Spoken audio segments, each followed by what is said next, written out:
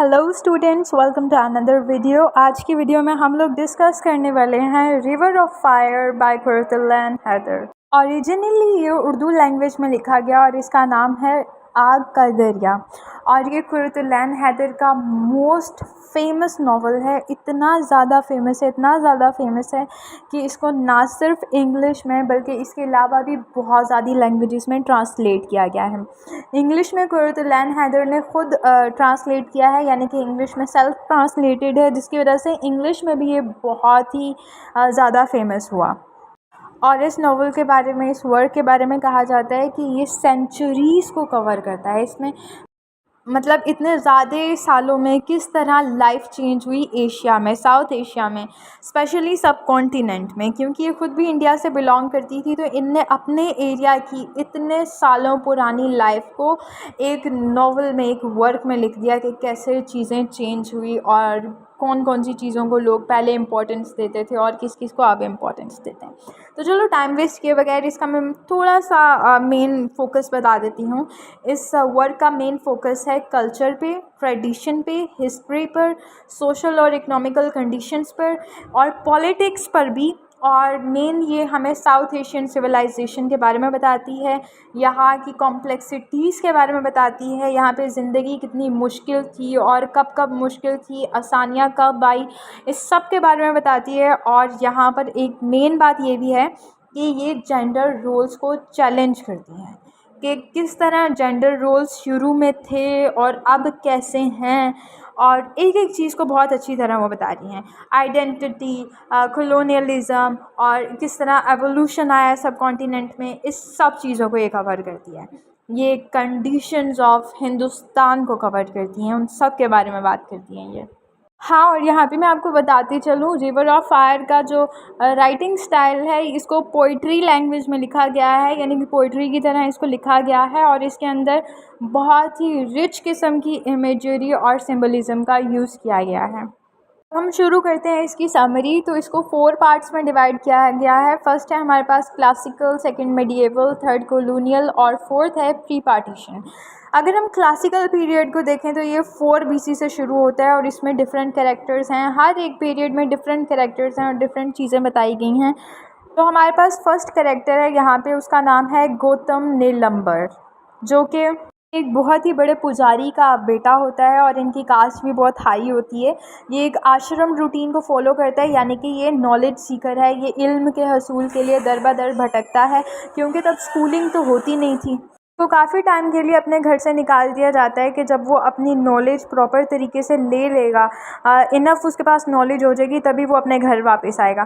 तो वो काफ़ी सालों के लिए अपने घर से बाहर रहता है। तो जब वो निकला होता है तब उसको 2 लड़कियां मिलती हैं, एक होती है चंपा और दूसरी होती है निर्मला। जो निर्मला होती है उसके फादर किंग होते हैं और जो चंपा होती है उसके फादर एक मिनिस्टर होते हैं। और यहाँ पे उसको एक लड़का भी मिलता है अपनी इस जर्नी के दौरान, जिसका नाम होता है हरी। वो निर्मला का भाई होता है और वो चंपा का मंगेतर होता है। लेकिन अब जो गौतम है उसको चंपा प्यारी लग जाती है और वो चंपा के पीछे अपनी रिलीजियस नॉलेज और ये सबको छोड़ देता है और वो चंपा के पीछे ही फिरने लग जाता है। लेकिन उसको चंपा भी बाद में एंड पे नहीं मिलती और वो अपनी एजुकेशन जो वो कर रहा था वो भी सब भूल जाता है। यहाँ पर वो हमें बेसिकली एंशियंट इंडिया का बता रहे हैं कि इंडिया पहले कैसा था, उसकी हिस्ट्री कैसी थी, वहाँ के लोग कैसे थे। ठीक है, वो लव को प्रीफर करते थे, वो वॉर को प्रीफर करते थे, वो स्पिरिचुअलिटी पे थे। और जो उनके ग्रैंड्स थे, जो बूढ़े लोग थे, वही उन पर रूल करते थे, जो उनने कह दिया वही इनको करना पड़ता था। ये तो हमारे पास हो गया क्लासिकल पार्ट, जो कि 4 BC का था। इसमें एक और भी लड़की होती है जिसका नाम है अंबिका, जो कि डांसर होती है। ठीक है, उसका कोई इतना रोल नहीं है तो इसलिए मैंने नाम मेंशन कर दिया।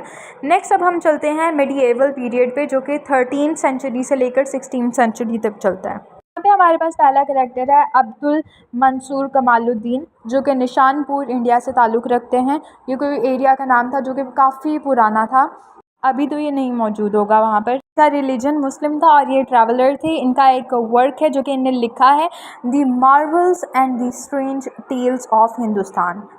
अब यहाँ पे नेक्स्ट पॉइंट पे एक कब्र बनी होती है जहाँ जिसके पास एक बंदा बैठा हुआ है और वो कह रहा है कि प्रॉफिट नूह यानी कि नूह अलैहिस्सलाम की कब्र है। लेकिन एक और बंदा आता है, वो कहता है नहीं मैं मानता नहीं हूँ, और जो बैठा होता है वो कहता है ये उनकी ही है। मतलब कोई इतनी सेंस नहीं है यहाँ की, ठीक है। यहाँ पे अब एक और लड़की का कैरेक्टर आता है जिसका नाम है चंपावती। अब वही जो हमारे पास पिछली स्टोरी में कैरेक्टर था गौतम, वो चंपावती से मिलता है और उसको बोलता है कि तुम मेरे से शादी कर लो, ठीक है। उसका पहला लव तो फेल हो गया था, लेकिन चंपावती इनकार कर देती है। फिर यहाँ पे एक और कैरेक्टर आता है जिसका नाम है कमाल। कमाल का जो पहला लव है उसका नाम है रुकैया बेगम, और कमाल उस एक म्यूज़िशियन होता है और रुकैया बेगम भी उससे शादी करने से इनकार कर देती हैं। तो आगे हमारे पास वो सूफ़ी बन जाता है और एक देवी से शादी करता है, और देवी से इसके 3 बच्चे होते हैं, एक बेटी और 2 बेटे। बेटों के नाम होते हैं जलाल, जमाल, और बेटी का नाम होता है आमना। और इस पार्ट के एंड में यही जो कमाल होता है, इसको शेरशाह सूरी अपने महल में बुलाता है। शेरशाह सूरी का दौर आ चुका होता है और वो जब इसको बुलाते हैं तो ये जानने ही वाला होता है कि इसकी डेथ हो जाती है। नेक्स्ट हमारे पास है कुल्लू पीरियड। यहाँ पर डिफरेंट कैरेक्टर्स होते हैं। जो हमारे पास सबसे पहला कैरेक्टर है वो है सीरियल एशले, जो कि सिडनी सक्सेस का रहने वाला है। उसकी एक गर्लफ्रेंड है वहाँ पे जिसका नाम है मारिया टेरेसा। उसके साथ ये बहुत ही ज़्यादा क्लोज़ होता है, लेकिन उसको छोड़ के वापस यहाँ पे इंडिया आता है और यहाँ के लोगों को डराता है। इसको किसी ने कहा था कि यहाँ पे इंडिया में तुम आओगे तो लोग तुम्हें बड़ा मानेंगे और तुम्हारी बहुत कदर होगी। तो इंडिया में आ जाता है और यहाँ पे लोगों पे हावी होने लग जाता है। और उस टाइम पे यहाँ पे टीपू सुल्तान और हैदर अली जो हैं वो यहाँ पर राज कर रहे होते हैं, लेकिन इंग्लिश आके उनको हरा देते हैं और यहाँ पे जो मुगलिया दौर था और जो बादशाहों का दौर था वो यहाँ पे एंड हो जाता है। तो अब यहाँ पे ये जो सीरियल एशले आया हुआ है ना, ये यहाँ पे एक लड़की होती है जिसका नाम है सुजाता। सुजाता को सती किया जा रहा होता है, यानी कि उसके हस्बैंड की डेथ हो जाती है, तो उसको भी वो साथ ही जला रहे होते हैं, मार रहे होते हैं। तो ये उसको बचाता है और हीरो बन जाता है लोगों की नज़रों में, उसकी फैमिली के नज़रों में, उस लड़की की नज़रों में, और उस लड़की से ये शादी कर लेता है। इनकी 25 साल मैरिड लाइफ चलती है और इनके बच्चे भी होते हैं। लेकिन जो ये मैरिज कुछ ऐसी मैरिज थी जिसमें जो सीरियल था उसने कह दिया था कि जो हमारे भी जितने भी बच्चे होंगे उनको मेरी प्रॉपर्टी से कोई हिस्सा नहीं मिलेगा। लेकिन शुरू में ये लोग बहुत सही रहते हैं, लेकिन बाद में जो सीरियल है वो इससे इंटरेस्ट उसका ख़त्म हो जाता है और वो और लड़कियों के पास जाता है। तो वहाँ पे एक लड़की है जिसका नाम है चंपा, उसके साथ वो रिलेशनशिप में हो जाता है। वो भी एक डांसर है, पिछले जन्म में वो नहीं थी, यहाँ पे है। और फिर यहाँ पे एंड में जो सीरियल है ये एक इंग्लिश लेडी से शादी करता है और इनका एक बेटा भी पैदा होता है, और ये एट द एंड 65 की एज में एक का मतलब इसकी डेथ हो जाती है। लेकिन उससे पहले इसको पता लगता है कि इसकी जो गर्लफ्रेंड थी मारिया टेरेसा, उसने एक बेटी को जन्म दिया है जो कि इसकी बेटी थी, जो इसी से है और वो नन बन चुकी है। और बस ये वाला जो कॉलोनियल पीरियड है ये एंड हो जाता है। यहाँ पे वो हमें ये बता रहे हैं कि कितना गंदा था कॉलोनियल पीरियड। जो इंग्लिश पीपल थे वो सब कॉन्टिनेंट की लड़कियों को बचाते थे, यूज़ करते थे और छोड़ देते थे। उनकी ज़िंदगियाँ इनने तबाह की। हमारे यहाँ पे जो रूलर्स थे उन सबको इनने तबाह कर दिया और यहाँ पे कॉलोनीज़ बनाना शुरू कर दी। नेक्स्ट हमारे पास जो लास्ट टॉपिक है, फाइनली हम इसको कवर करने वाले हैं, प्री एंड पोस्ट पार्टीशन, यानी कि पार्टीशन से पहले क्या हाल था और पार्टीशन के बाद क्या हुआ। यहाँ पर भी वो हमें कुछ कैरेक्टर्स से इंट्रोड्यूस कराते हैं। पोस्ट पार्टीशन को इतना लेंथी नहीं है, लेकिन प्री पार्टीशन में अगर हम देखें तो यहाँ पे हमारे पास एक फ़ैमिली है जिसका नाम है गुलफिशां फैमिली। उनके कुछ बच्चे हैं, कमाल, तहमीना, तिल्लत, और एक उनके घर में एक और बच्चा है जिसका नाम है आमिर, जो कि इनके किसी रिश्तेदार का बेटा है। और फिर एक और फैमिली हमारे पास है जिसका नाम है मुशनी मेहताब चंद की फ़ैमिली है। उनमें एक हरी सिकंदर उनका बेटा है, एक निर्मला उनकी बेटी है और एक लज्जत है, ठीक है। ये उनके बच्चे हैं। अब यहाँ पे होता क्या है, गौतम और चंपा के माइनॉर कैरेक्टर्स वो यहाँ पर भी कहीं ना कहीं एग्जिस्ट कर रहे होते हैं।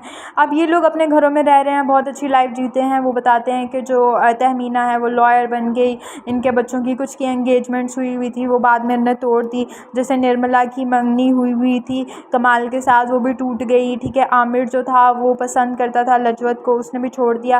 फिर जो तिल्लत थी वो भी अपनी लाइफ में कुछ करना चाहती थी लेकिन उसने भी नहीं किया। तो ये प्री पार्टीशन में ऐसी अजीब अजीब सी उन्हें चीज़ें बताई हैं। तहमीना बाद में लॉयर बन गई, आमिर जो है वो आर्मी में चला गया, और सब ने अपने अलग अलग प्रोफेशंस ले लिए। ये दोनों फैमिलीज़ के बहुत अच्छे ताल्लुकात थे, वो अलग अलग सब हो गए, अलग अलग कंट्रीज़ में चले गए। कोई इंग्लैंड चला गया, कोई लंदन चला गया, और इंडिया को सब ने छोड़ दिया बेटर फ्यूचर के लिए, ठीक है।